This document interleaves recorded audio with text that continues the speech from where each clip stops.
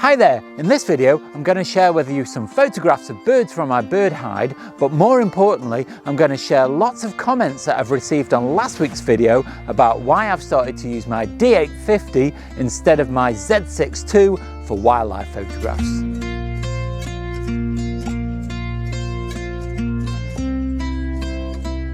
In last week's video I discussed why I've started using my Nikon D850 more than my Nikon Z6ii for taking wildlife photographs.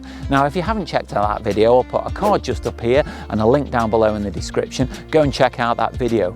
But as a result of it, I've got lots and lots of comments from subscribers with suggestions about what the problems might be. So I thought that it'd be really useful to share those with you in this video. I've also spent some time in the bird hide taking some photographs, so I'm going to share those as well. So hopefully you've got something to look at and some interesting information from my subscribers to just help you enjoy your photography.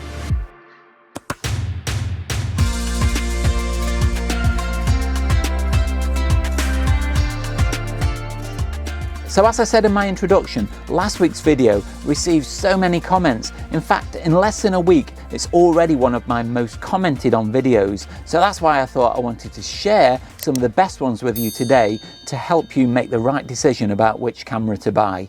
Now, I apologize if I don't include your comment, but what I'm trying to do is include as many as possible that give good information without repeating themselves.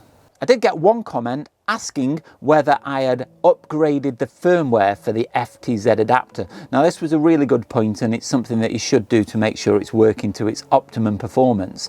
And I hadn't done this. So I did spend a little bit of time upgrading the firmware, not only for my FTZ adapter, but also for the camera itself. Now this is a very simple procedure. You just go onto the Nikon website, download the software onto an SD card, stick it in your camera, and you press update from one of the menus.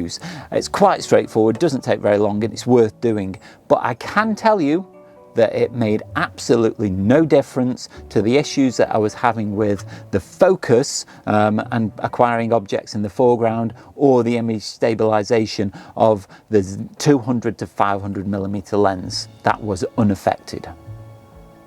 I did get an interesting comment from Julian Tommaso. He said that he uses a Nikon 200 to 500mm lens the same as I do, but on a Z7 II, and he's not been able to replicate the same results that I got in my tests that I put in last week's video. He used to have a D850 and he got rid of it. So it could be more of an issue with the Z6 rather than the Z7. So that's something to bear in mind. Dave M said that he was using the Z6ii and got rid of it and went back to using his D500, which is a great camera. Now he was using the 200 to 500mm lens the same as me and was having the same problems with the FTZ adapter.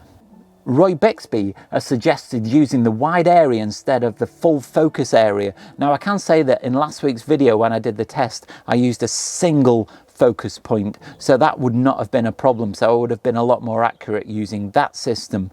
But he's also said that he's gone back to using the 850.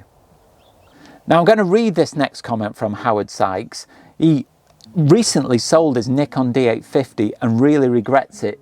He was having problems over the last few months and he did take it to a couple of camera shops and to Nikon, but he'd already made up his mind to upgrade before the problem developed. So he did use the Nikon 200 to 500mm lens and did get great results, but he ended up getting the Canon R5 that he really wished he hadn't. He hired it before buying one and wasn't as impressed as some, although it was still pretty good.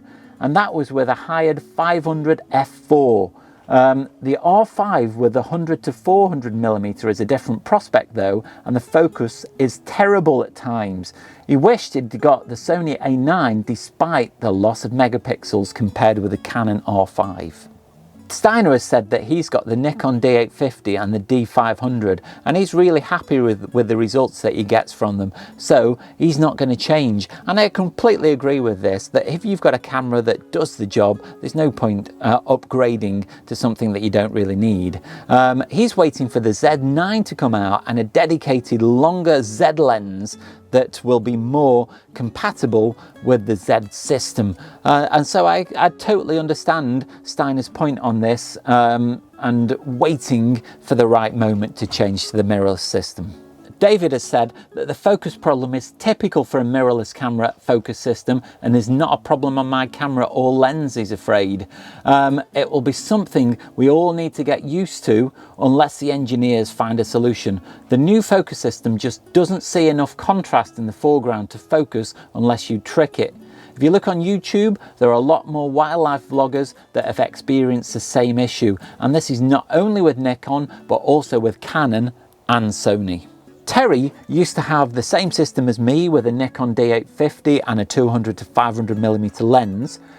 He did upgrade the lens to a 500mm f5.6 and he finds that that focuses a lot more quickly. He's also upgraded to a Z6ii and he's getting great results with this. One, he finds it lighter, which is a really good point, but he also takes pictures of hummingbirds and so doesn't have a problem with the focus. What he does is he tweaks the focus to bring it close with the manual focus ring and then uses the back button focus just to bring the bird into sharp focus.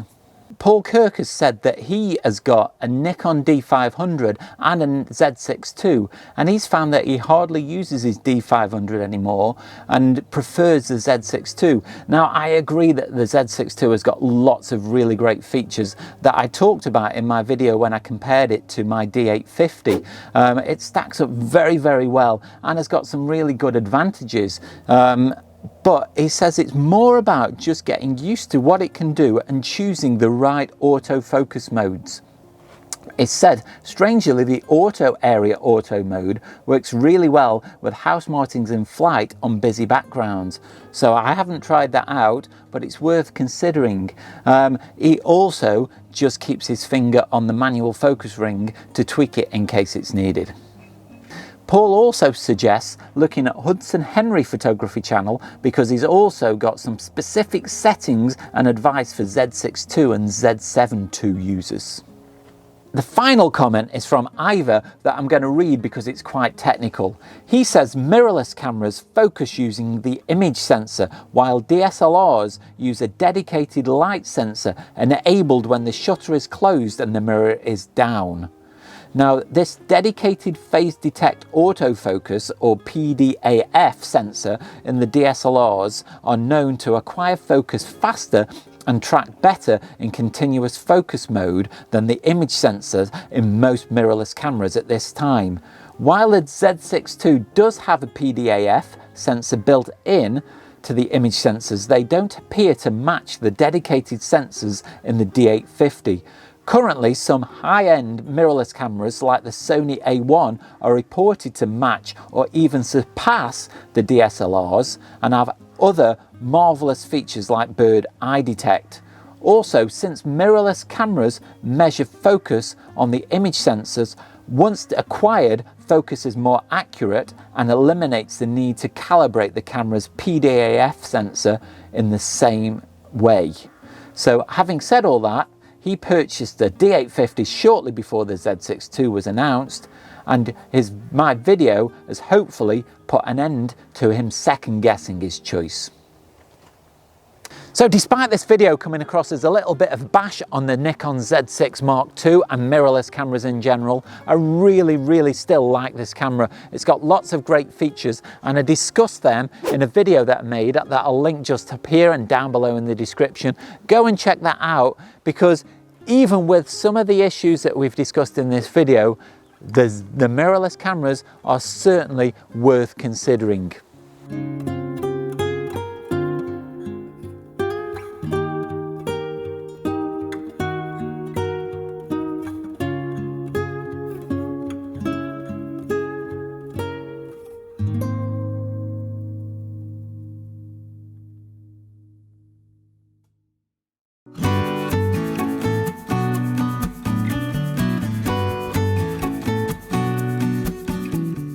So despite this video being a lot of me just talking to the camera, I hope you found it useful. I certainly have gained a lot from all the comments that my subscribers have sent. It's given me a lot to think about, and hopefully it's maybe informed some of your future choices. Next week's video will be back to the normal format. I've got plans to go out to a wildlife reserve to take more pictures of birds, so stay tuned for that.